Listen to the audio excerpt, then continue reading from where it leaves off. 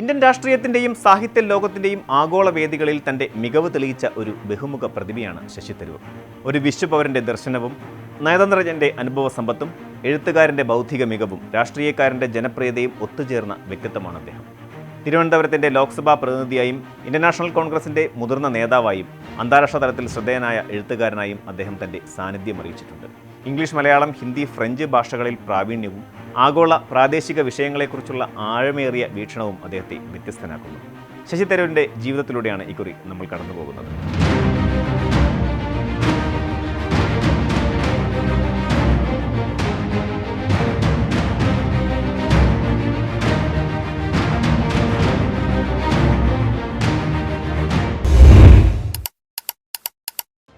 ആയിരത്തി 1956 മാർച്ച് 9 ലണ്ടനിൽ ചന്ദ്രൻ തരൂർ, ലിലി തരൂർ ദമ്പതികളുടെ മകനായി ജനിച്ച ശശി തരൂർ തൻ്റെ 2ാം വയസ്സിൽ മാതാപിതാക്കൾക്കൊപ്പം ഇന്ത്യയിലേക്ക് മടങ്ങി. മുംബൈ, കൊൽക്കത്ത, ഡൽഹി എന്നിവിടങ്ങളിൽ വളർന്ന അദ്ദേഹത്തിൻ്റെ ബാല്യം ആഗോള ദർശനത്തിൻ്റെ വിത്തുകൾ പാകി. ഏർക്കാട്ടിലെ മോൺഫോർഡ് സ്കൂളിൽ തൻ്റെ 5ാം വയസ്സിൽ ബോർഡിംഗ് വിദ്യാഭ്യാസം ആരംഭിച്ചെങ്കിലും ആരോഗ്യപരമായ കാരണങ്ങൾ മൂലം ആ കാലഘട്ടം അത്ര സന്തോഷകരമായിരുന്നില്ല. പിന്നീട് മുംബൈയിലെ കാമ്പിയൻ സ്കൂളിലും കൊൽക്കത്തയിലെ സെൻറ്റ് സേവിയേഴ്സ് കോളീജിയേറ്റ് സ്കൂളിലും പഠനം തുടർന്നു. ഡൽഹിയിലെ പ്രശസ്തമായ സെൻറ്റ് സ്റ്റീഫൻസ് കോളേജിൽ നിന്ന് ചരിത്രത്തിൽ ബിരുദം നേടിയ ശേഷം 19ാം വയസ്സിൽ അമേരിക്കയിലെ Fletcher school of law and ഡിപ്ലോമസിയിൽ സ്കോളർഷിപ്പോടെ ചേർന്നു. ടഫ്സ്, ഹാർവാർഡ് സർവകലാശാലകളുടെ സംയുക്ത കോഴ്സിൽ masters in law and diplomacy പൂർത്തിയാക്കിയ അദ്ദേഹം 22ാം വയസ്സിൽ ഇന്ത്യൻ വിദേശനയം എന്ന വിഷയത്തിൽ PhD നേടി. ഈ പ്രബന്ധം പിന്നീട് റീസൺസ് ഓഫ് സ്റ്റേറ്റ് എന്ന പേരിൽ പുസ്തകമായി പ്രസിദ്ധീകരിക്കപ്പെട്ടു. ഫ്ലെച്ചർ ഫോറം ഓഫ് ഇൻ്റർനാഷണൽ അഫയേഴ്സിൻ്റെ സ്ഥാപക എഡിറ്ററായും മികച്ച വിദ്യാർത്ഥിക്കുള്ള റോബർട്ട് B. സ്റ്റീവാർട്ട് പുരസ്കാരം നേടിയും അദ്ദേഹം തൻ്റെ അക്കാദമിക് മികവ് തെളിയിച്ചു. 1978 ഐക്യരാഷ്ട്രസഭയിൽ ഔദ്യോഗിക ജീവിതം ആരംഭിച്ച ശശി തരൂർ 29 വർഷം നീണ്ട കരിയറിൽ ആഗോള നേതാവിൻ്റെ പദവിയിലേക്ക് ഉയർന്നു. ജനീവയിലെ UN ഹൈക്കമ്മീഷൻ ഫോർ റെഫ്യൂജീസ് ഓഫീസിൽ ജോലി ആരംഭിച്ച അദ്ദേഹം 1981-84 കാലഘട്ടങ്ങളിൽ Singapore, Vietnamese boat people crisis കൈകാര്യം ചെയ്തു. 1989 ന്യൂയോർക്കിൽ UN അണ്ടർ സെക്രട്ടറി ജനറലിൻ്റെ പ്രത്യേക സഹായിയായി നിയമിതനായി. 1992 മുൻ യുഗോസ്ലാവിയയിലെ സമാധാന പരിപാലന പ്രവർത്തനങ്ങൾക്ക് അദ്ദേഹം നേതൃത്വം നൽകി. 1997 UN സെക്രട്ടറി ജനറൽ കോഫി അന്നൻ്റെ എക്സിക്യൂട്ടീവ് അസിസ്റ്റൻ്റായും കമ്മ്യൂണിക്കേഷൻസ് ആൻഡ് സ്പെഷ്യൽ പ്രോജക്റ്റ് ഡയറക്ടറായും പ്രവർത്തിച്ചു. 2001-2007 കാലഘട്ടത്തിൽ UN പബ്ലിക് ഇൻഫർമേഷൻ വിഭാഗത്തിൻ്റെ അണ്ടർ സെക്രട്ടറി ജനറലായി. 2006 ഇന്ത്യയുടെ നോമിനിയായി UN സെക്രട്ടറി ജനറൽ സ്ഥാനത്തേക്ക് മത്സരിച്ചെങ്കിലും ബാൻ കി മൂണിനോട് പരാജയപ്പെട്ടു. ഈ കരിയർ അദ്ദേഹത്തിൻ്റെ നയതന്ത്ര മികവും ആഗോള വീക്ഷണവും ഇന്ത്യൻ രാഷ്ട്രീയത്തിലേക്കുള്ള പ്രവേശനത്തിന് അടിത്തറയിട്ടു. 2009 മുൻ പ്രധാനമന്ത്രി ഡോക്ടർ മൻമോഹൻ സിംഗിൻ്റെയും കോൺഗ്രസ് പ്രസിഡന്റ് സോണിയാഗാന്ധിയുടെയും ക്ഷണപ്രകാരം ശശി തരൂർ ഇന്ത്യൻ നാഷണൽ കോൺഗ്രസിൽ ചേർന്നു. തിരുവനന്തപുരം ലോക്സഭാ മണ്ഡലത്തിൽ നിന്ന് 99,998 വോട്ടുകളുടെ ഭൂരിപക്ഷത്തിൽ വിജയിച്ച അദ്ദേഹം 2009-2010 കാലത്ത് UPA സർക്കാരിൽ വിദേശകാര്യ സഹമന്ത്രിയായി. കൂടാതെ 2012-2014 കാലഘട്ടത്തിൽ മാനവ വിഭവശേഷി വകുപ്പിന്റെ സഹമന്ത്രിയുമായി. 2014, 2019, 2024 തെരഞ്ഞെടുപ്പുകളിൽ തിരുവനന്തപുരത്ത് നിന്ന് തുടർച്ചയായി വിജയിച്ച അദ്ദേഹം 2022 കോൺഗ്രസ് പ്രസിഡന്റ് തെരഞ്ഞെടുപ്പിൽ മല്ലികാർജ്ജുൻ ഖാർഗെയോട് മത്സരിച്ചെങ്കിലും പരാജയപ്പെട്ടു. 2023 കോൺഗ്രസ് പ്രവർത്തക സമിതി അംഗമായി തെരഞ്ഞെടുക്കപ്പെട്ടു. ഇത് പാർട്ടിയിലെ അദ്ദേഹത്തിൻ്റെ പ്രാധാന്യം കൃത്യമായി വ്യക്തമാക്കുന്നുണ്ട്.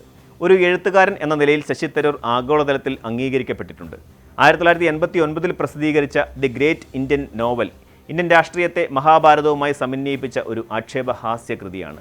1992 ഷോ ബിസിനസ് ബോളിവുഡിനെ കുറിച്ചുള്ള ആ നോവൽ ബോളിവുഡ് എന്ന ചലച്ചിത്രമായി മാറി. 2001 റിയോട്ട് ഹിന്ദു മുസ്ലിം സംഘർഷങ്ങളെ വിശകലനം ചെയ്യുന്ന നോവൽ.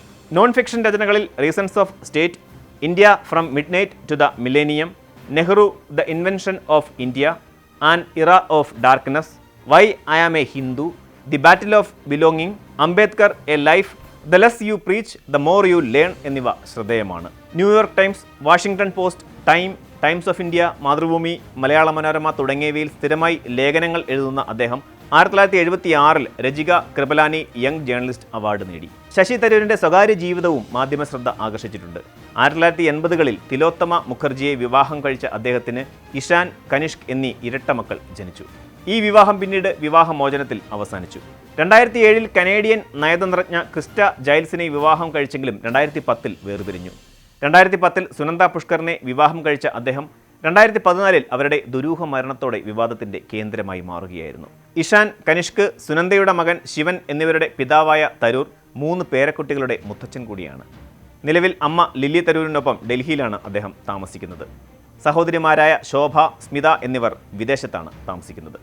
നിരവധി വിവാദങ്ങൾ തരൂരിൻ്റെ ജീവിതത്തിൻ്റെ ഭാഗമാണ്. 2008 ഹാരറ്റ്സ് ലേഖനത്തിൽ മുംബൈ ഭീകരാക്രമണത്തിന് ശേഷം ഇന്ത്യ ഇസ്രയേലിനോട് അസൂയപ്പെടുന്നു എന്ന പരാമർശം പാലസ്തീൻ വികാരങ്ങളെ വ്രണപ്പെടുത്തിയെന്ന് ആരോപിക്കപ്പെട്ടു. അതുപോലെ 2009 പ്രശസ്തമായ കാറ്റിൽ ക്ലാസ് എന്ന ട്വിറ്റർ പരാമർശം. 2010 ഇന്ത്യ പാക് ചർച്ചകളിൽ സൗദി അറേബ്യയെ ഉൾപ്പെടുത്തണമെന്ന നിർദ്ദേശം. 2014 സുനന്ദയുടെ മരണം. 2025 ഓപ്പറേഷൻ സിന്ദൂർ, മുഖ്യമന്ത്രി സ്ഥാനാർത്ഥിത്വം എന്നിവ വിവാദമായി. 2025 പാകിസ്ഥാനെതിരായ നയതന്ത്ര പ്രവർത്തനങ്ങൾക്കായി കേന്ദ്ര സർക്കാർ നിയോഗിച്ച സർവകക്ഷി സംഘത്തിന്റെ നേതൃത്വം ഏറ്റെടുത്തത് കോൺഗ്രസിന്റെ എതിർപ്പിന് കാരണമായി. 2025 കേരള നിയമസഭാ തെരഞ്ഞെടുപ്പിൽ മുഖ്യമന്ത്രി സ്ഥാനാർത്ഥിയാകാൻ താൽപ്പര്യം പ്രകടിപ്പിച്ചതും പാർട്ടിയിൽ വിവാദമുണ്ടാക്കി. ശശി തരൂരിന്റെ ഗൾഫ് മേഖലയുമായുള്ള ബന്ധങ്ങൾ പരാമർശിക്കാതെ പോകാനാകില്ല. പ്രത്യേകിച്ച് 2010 കൊച്ചി IPL ടീം വിവാദം. കൊച്ചി IPL ടീമിന്റെ ഉടമസ്ഥതയുമായി ബന്ധപ്പെട്ട് റോണ്ടിവു കൺസോർഷ്യത്തിന്റെ 19% ഓഹരികൾ, അതായത് 70 കോടി രൂപ അദ്ദേഹത്തിന്റെ ഭാര്യയായിരുന്ന സുനന്ദ പുഷ്കറിന് വിയർപ്പോഹരി, അതായത് സ്വെറ്റ് ഇക്വിറ്റിയായി നൽകിയെന്ന ആരോപണം IPL ചെയർമാൻ ലളിത് മോദി ഉന്നയിച്ചിരുന്നു. ഈ വിവാദം തരൂർ വിദേശകാര്യ സഹമന്ത്രി സ്ഥാനം രാജിവെക്കുന്നതിന് കാരണമാകുകയും ചെയ്തു. UN ഉദ്യോഗസ്ഥനായിരിക്കെ ദുബായിലെ ടെക്കോം ഇൻവെസ്റ്റ്മെന്റ്സ് എന്ന റിയൽ എസ്റ്റേറ്റ് കമ്പനിയിൽ നിക്ഷേപകനായിരുന്നതും ഗൾഫ് മേഖലയിലെ മാധ്യമ സ്ഥാപനങ്ങളുമായുള്ള ബന്ധവും ആരോപണങ്ങൾക്ക് വഴിവെച്ചു. എന്നാൽ ഈ ബന്ധങ്ങളെക്കുറിച്ച് വ്യക്തമായ തെളിവുകൾ പരിമിതമാണ്.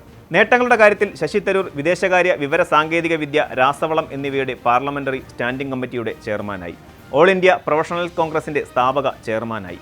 യുവ പ്രൊഫഷണൽ വിഭാഗങ്ങളെ പാർട്ടിയിലേക്ക് ആകർഷിച്ചു. 8 ദശലക്ഷത്തിലധികം ഫോളോവേഴ്സുള്ള ട്വിറ്റർ അക്കൗണ്ട് 2013 വരെ ഇന്ത്യയിലെ ഏറ്റവും കൂടുതൽ ഫോളോവേഴ്സുള്ള രാഷ്ട്രീയക്കാരനാക്കി മാറ്റി അദ്ദേഹത്തെ. Commonwealth writers prize, Pravasi Bharatiya Samman, 2019 an era of ഡാർക്ക്നെസ്സിന് Sahitya Akademi award, 1998 World Economics Forum global leader of tomorrow എന്നിവ അദ്ദേഹത്തിൻ്റെ അംഗീകാരങ്ങളാണ്. ഇപ്പോൾ, അതായത് 2025 ശശി തരൂർ കോൺഗ്രസിൻ്റെ മുതിർന്ന നേതാവായി തുടരുന്നു. എന്നാൽ 2022 കോൺഗ്രസ് പ്രസിഡന്റ് തെരഞ്ഞെടുപ്പിലെ പരാജയം, ഓപ്പറേഷൻ സിന്ദൂർ, മുഖ്യമന്ത്രി സ്ഥാനാർത്ഥിത്വം, കേന്ദ്ര സർക്കാരിനെയും കേരള സർക്കാരിനെയും പിന്തുണയ്ക്കുന്ന പ്രസ്താവനകൾ എന്നിവയെല്ലാം പാർട്ടിയിൽ അഭിപ്രായ വ്യത്യാസങ്ങൾക്ക് കാരണമായി. കോൺഗ്രസിന്റെ നെഹ്റുവിയൻ ആദർശങ്ങളോട് പ്രതിബദ്ധതയുള്ള തരൂർ കേരള രാഷ്ട്രീയത്തിൽ കൂടുതൽ സ്വാധീനം ചെലുത്താൻ ശ്രമിക്കുന്നു. ഒരു വിശ്വപൗരന്റെ ആഗോള ദർശനവും ഇന്ത്യൻ രാഷ്ട്രീയത്തിന്റെ പ്രാദേശിക വേദികളും സമന്വയിപ്പിക്കുന്ന അദ്ദേഹം വിവാദങ്ങളും നേട്ടങ്ങളും കൊണ്ട് ശ്രദ്ധേയനാണ്. ബൗദ്ധിക മികവും ആഗോള പ്രാദേശിക വീക്ഷണവും ഭാഷാ പ്രാവീണ്യവും അദ്ദേഹത്തെ ഇന്ത്യൻ രാഷ്ട്രീയത്തിലും സാഹിത്യത്തിലും അനന്യനാക്കുന്നു. തരൂരിൻ്റെ നീക്കങ്ങൾ എക്കാലവും രാഷ്ട്രീയ മേഖലയിൽ ശ്രദ്ധേയമാകുന്നത് ഈ വേറിട്ട വ്യക്തിത്വം കൊണ്ടുകൂടിയാണ്.